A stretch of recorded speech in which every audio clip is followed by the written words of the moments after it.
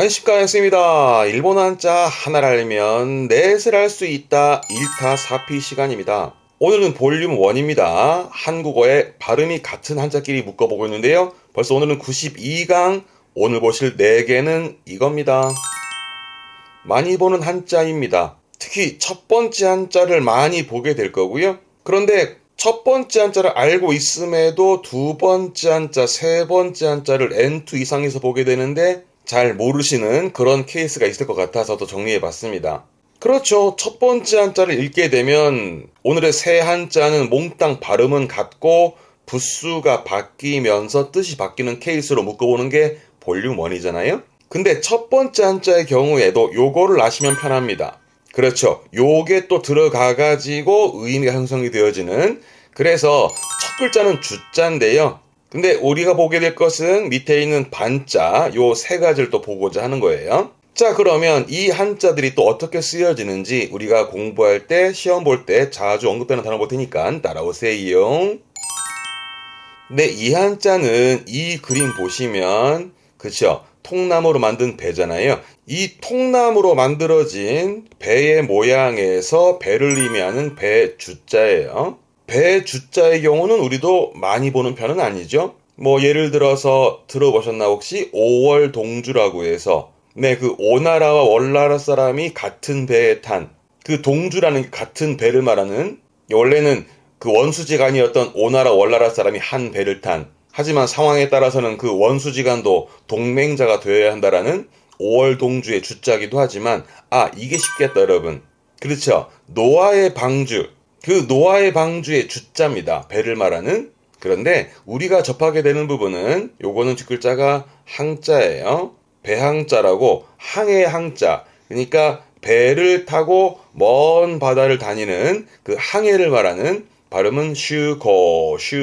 그래서 주항이지만 우리말로는 항해를 의미하게 되는데, 이 주자의 음독이 슈라는 걸 보여드리고자 함이고, 주로는 훈독으로 가요. 배니까 일본어로는 여러분 다 아실 만한, 그렇죠, 훈해. 배는 훈해입니다. 그렇죠. 이 한자 말고 이 한자를 많이, 요게 배선자인데 요거를 주로 우리는 접하게 됩니다. 둘 다 배인데요. 보통 앞에 배주자, 요 훈해의 경우는 작은 거, 지금 그림처럼 작은 거를 쓰는 편이고요. 오른쪽에 배선자, 이 훈해의 경우, 우리말이 접하는 이 훈해의 경우는 좀 큰 배를 오른쪽을 주로 쓰는 편입니다. 그래서 이렇게 쓰면 작은 배입니다. 발음은 코브네.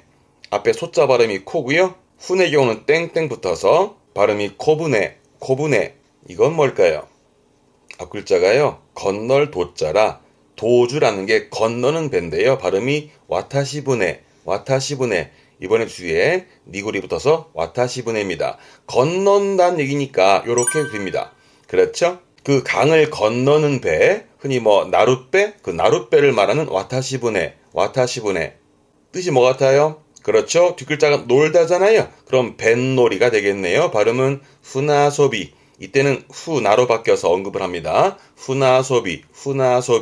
우리가 주로 공부하다 보게 되면 배를 말할 때는 이 배선자를 주로 보게 되는데, 오늘 이 배주자를 본 이유는 이것 때문입니다. 그렇죠? 왼쪽에는 배주자가 있고 오른쪽의 것은 몽둥이 숫자입니다. 몽둥이 기억나세요? 오른쪽에 적어볼까나? 요거는 몽둥이였습니다. 그리고 앞에다가 요거 붙이면 뭐였더라 여러분?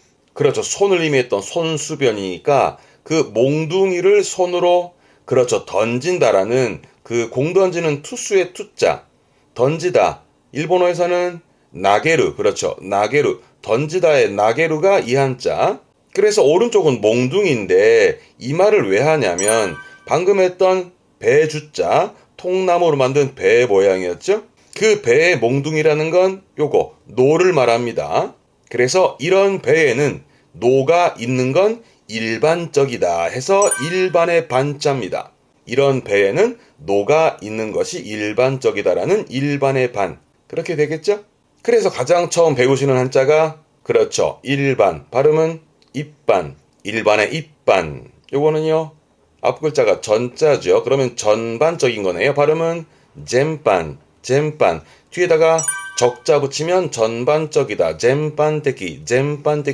앞에 일반에도 붙여서 일반적이다, 입반떼기, 입반떼기 하면서 많이 접하게 되는 단어긴 하죠. 그런데요, 이렇게 쓰면 앞 글자가 모두 제자입니다. 이 모두 제자는 여러모로 쓰긴 합니다만 주로 특히 N2 때 많이 보여지는데요.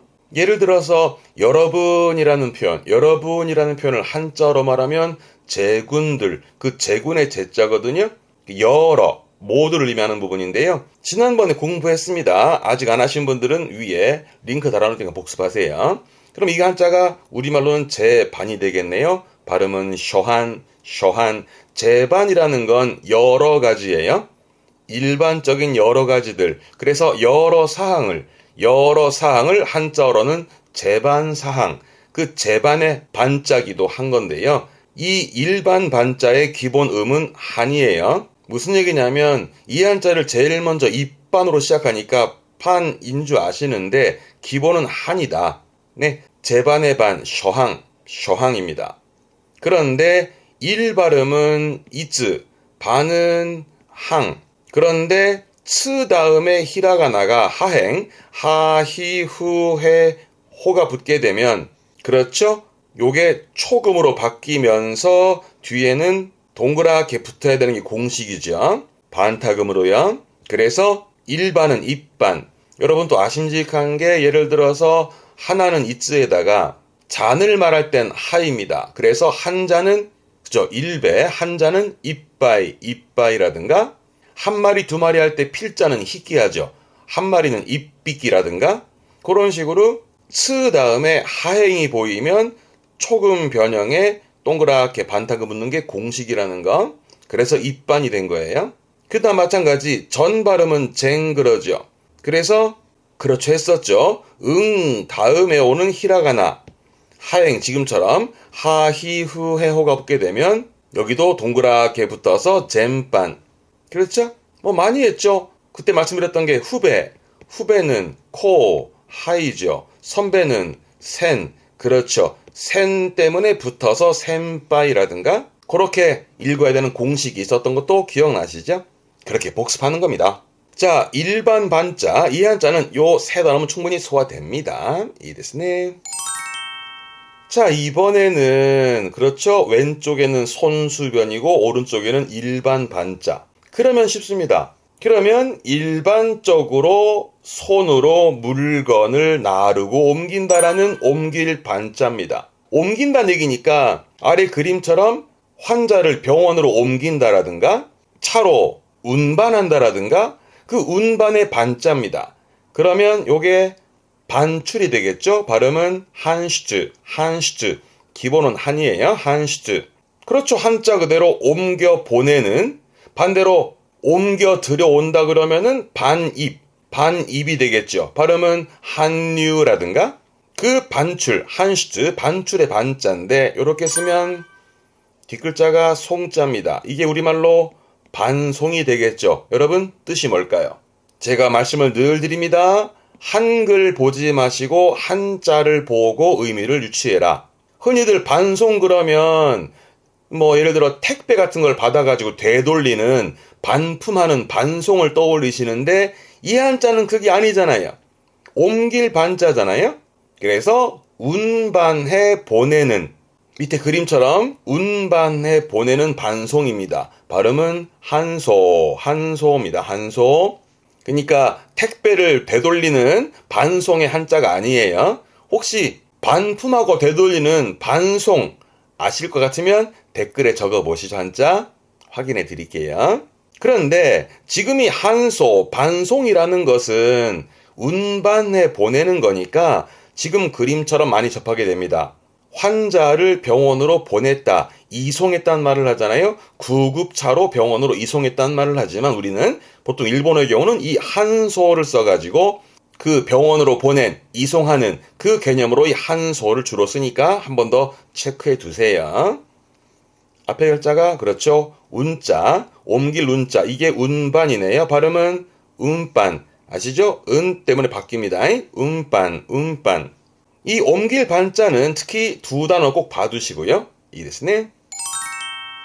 이번에는 위에가 일반 반에 밑에는 그렇죠. 보통 보는 게 접시, 오사라. 접시를 말하는 사라, 그죠? 사라인데 요거를 보통은 그릇 명자, 그릇을 말하는 그릇명인데요.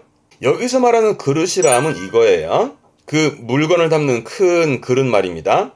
그래서 일반적으로 물건을 담는 그릇이다. 그래서 소반반, 쟁반반. 이 쟁반을 말하는 쟁반의 반자가 이 한자입니다. 물건을 담는다라는 그릇이라는 뜻이긴 합니다만은 우리가 여러분 주로 접하게 되는 건 소리를 담아내는, 예를 들어서 가수의 소리를 담아낸 게 그렇죠, 음반의 반이기도 하고요. 그 피아노 소리를 담아내는 건반의 반자기도 하고요. 심지어 동계 스포츠에서 그 빙상 경기할 때 그렇죠, 은반, 은색 쟁반, 그 은반의 반자기도 해요. 그런데 우리가 주로 접하게 되는 건 그렇죠, 이게 원자입니다. 그러네요. 원반이 되겠습니다. 둥근 쟁반의 원반 발음은 M반. 조심해요. 얘 발음이 반이 기본입니다. 반입니다. 반, M반, M반. 그렇죠. 지반이 되겠네요. 결국은 이 소반반, 쟁반반이라는 게 밑이 넓고 평평하다는 의미에서 어떠한 사물의 밑바탕이 되어지는, 그러다 보니 땅의 밑바탕, 집안의 반자기도 하죠. 발음은 지반, 집안. 앞글자 그렇죠, 했었죠. 기본의 기, 기초의 기자, 이게 기반이 되겠네요. 발음은 기반, 기반. 그렇죠.